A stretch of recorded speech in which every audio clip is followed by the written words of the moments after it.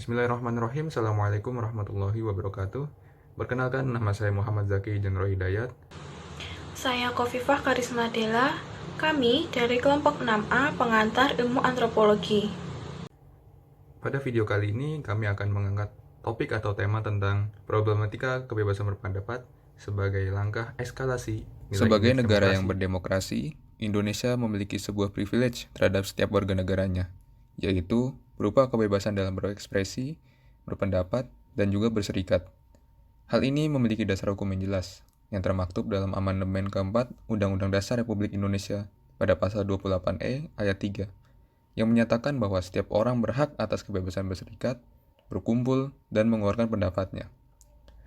Tujuan dari adanya kebebasan berpendapat ini tidak lain dan tidak bukan adalah sebagai manifestasi kontrol masyarakat terhadap segala bentuk kebijakan pemerintah.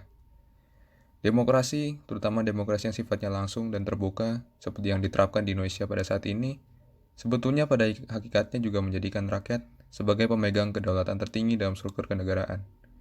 Hal ini berkorelasi terhadap kebebasan berpendapat karena seluruh kebijakan dalam pemerintahan ini berasal dari rakyat dan ditujukan untuk rakyat juga. Kalau kita menilik dari sumber sejarah, Indonesia sejak masa Orde Baru mengalami kemerosotan demokrasi yang dalam, yang diakibatkan oleh pembungkaman hak kebebasan berpendapat dan ekspresi oleh pemerintah saat itu yang dimonopoli oleh rezim otoriter pada saat itu. Lalu pada tahun 1998 atau pasca keruntuhan Orde Baru dan kebangkitan reformasi seakan memberikan secerca harapan bagi demokrasi Indonesia.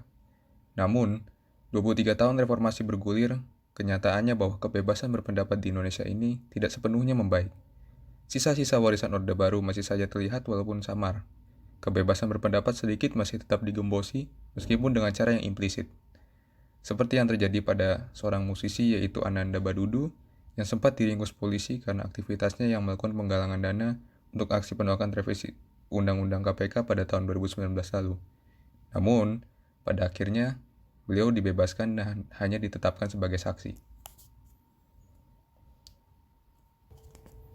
Lalu apa korelasinya antara pembungkaman kebebasan berpendapat dengan kemerosotan indeks Kebebasan demokrasi? berpendapat merupakan marwah atau nyawa daripada demokrasi itu sendiri.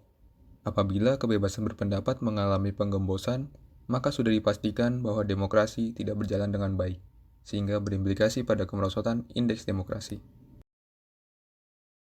Berdasarkan pada 3 kajian laporan utama, yaitu melalui 2020 Economist Intelligence Unit Indeks Demokrasi Indonesia pada tahun 2019 dan 2021 Demokrasi Report, maka Lembaga Ilmu Pengetahuan Indonesia atau LIPI memprediksi jika pada tahun 2021 kualitas demokrasi Indonesia akan semakin menurun. Secara spesifik, menurunnya kualitas demokrasi Indonesia ini dipengaruhi oleh beberapa hal, di antaranya kebebasan berpendapat dan berekspresi yang semakin menurun.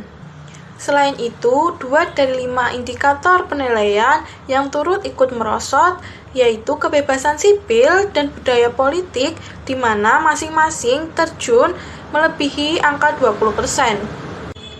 Indonesia mendapat skor 6,48 pada tahun 2019, di mana pada skor tersebut dikategorikan sebagai demokrasi yang belum sempurna. 3 dari kelima indikator, diantaranya partisipasi politik yang mendapat nilai 6,11, budaya politik demokrasi yang mendapat nilai 5,63, serta kebebasan sipil yang mendapat nilai 5,59. Hal tersebut diakibatkan karena banyaknya pelanggaran demokrasi yang terjadi akhir-akhir ini.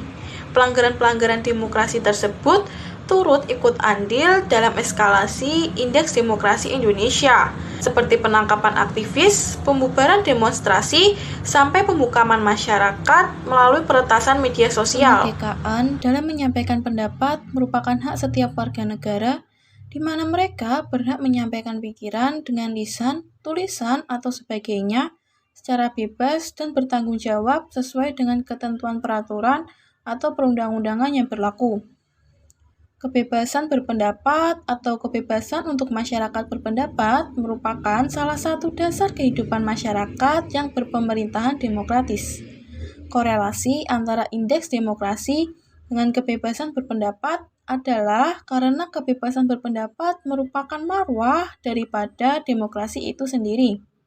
Dalam demokrasi rakyat, instrumen kuat yang mempengaruhi segala bentuk kebijakan serta keputusan politik.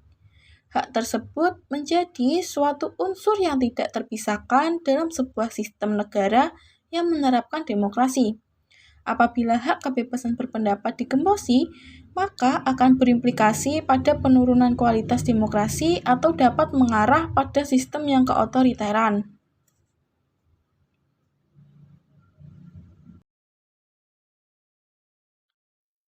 Dari penjelasan yang sudah kami paparkan tadi, diharapkan menjadi sebuah catatan penting bagi pemerintah maupun masyarakat bahwa sesungguhnya kebebasan berpendapat di Indonesia ini masih belum sepenuhnya baik. Padahal negara kita adalah negara yang berdemokrasi, yang menjamin segala hak dalam melakukan kebebasan berpendapat. Terutama di era digital saat ini yang mana internet dan media sosial menjadi sebuah platform atau wadah dalam menyuarakan kebebasan berpendapat. Tetapi, sayangnya masih saja marak ditemui adanya pelanggaran hak kebebasan berpendapat, terutama di internet atau media sosial.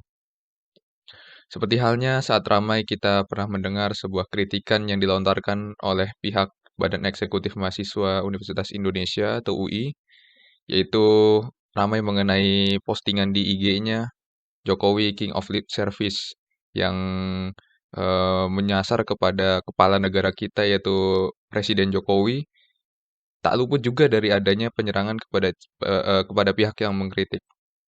Misalnya akun media sosial dari salah satu pengurus BEM UI ini yang diserang oleh peretas.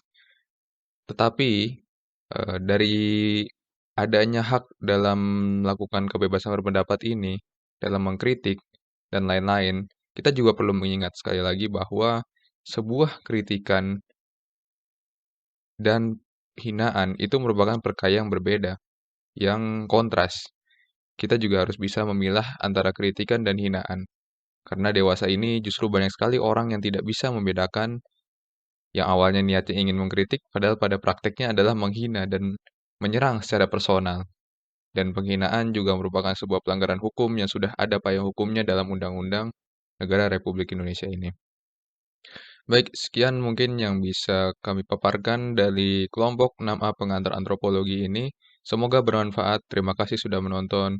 Billahi taufiq wal hidayah. Wassalamualaikum warahmatullahi wabarakatuh.